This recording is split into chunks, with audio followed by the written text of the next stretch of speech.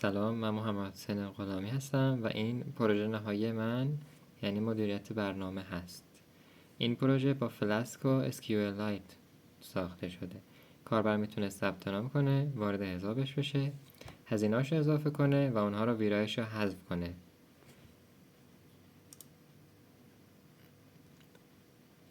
برای افزودن هزینه روی این گزینه کلیک میکنه. به عنوان مثال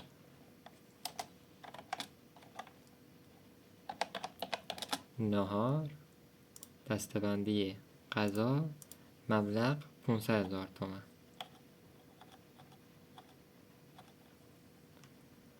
رو ثبت هزینه میکنه. علاوه بر اونها میتونه ویرایش یا حذف بکنه. کلمه حذف کرد.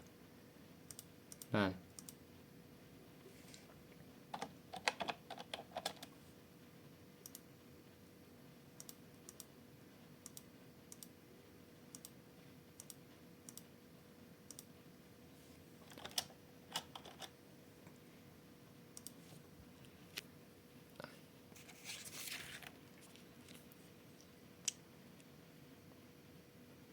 اونو میتونه ویرایش بکنه و دوباره ذخیره اعمال تغییرات داشته باشه.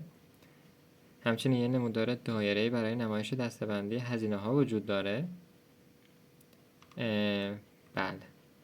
ممنون از تماشای پروژه من. خیلی ممنون.